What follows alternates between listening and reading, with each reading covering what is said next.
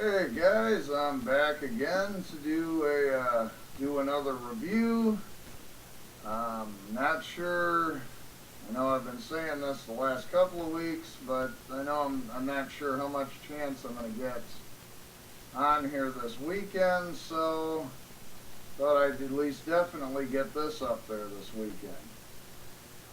The movie I'm going to review this go around is a Ryan Nicholson film from 2008 called Gutterballs. Probably his most well-known film, certainly probably his most well-liked, and that's well-deserved. I think it's a great kind of slasher, gore, comedy, kind of mixes everything together. But anyway, I'll get right into this. The story basically starts, you have these two bowling teams, and they're, made up of people in their 20s. Basically, you've got one team is three really asshole jack guys, and then their buddy who's kind of the more serious, more decent guy, that he's on their team, and then the other team is made up of this kind of jack black guy, but he's sort of the hero good guy sort. There's sort of a punk rock slash gothy gal. There's kind of a heavy metal dude. I'm thinking of, there's this hot sort of cheerleader type gal, and then there's another dude who's a cross-dresser who wants to have a sex change and become a woman. Well, as they're playing, the main dickhead from the jock group starts screwing with the transvestite guy and calling him names and slurs and so forth. And so the black guy jumps in and said he's had enough of this, so they start fighting and they get into a big brawl, beating the crap out of each other. Well, the main, prick guy gets the black guy down and he's just wailing on him. Well, the sort of hot cheerleader gal decides that she doesn't, she can't take any more of this, so she goes and grabs a bowling ball and throws it down on the, prick guy's foot, smashes his foot, and sort of ends the fight. Now, at that point, the guy that runs the bowling alley comes out and he says, "Alright, you guys, enough of this shit. You're gonna do this, take it outside." He kicks him out.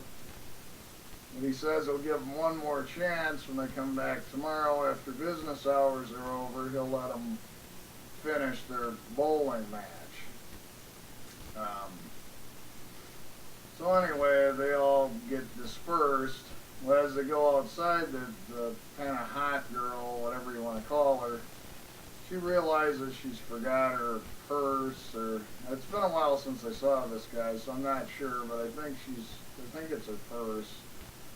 So she's going to quick run into the bowling alley and go get it, and the rest of her team are like, "Well, you need us to come with you," and she's like, "No, I'll just be a minute, you guys go on ahead." So she ventures back into the bowling alley, and here's where Ryan plays the sort of his tribute to the original I Spit on Your Grave. Because at this point,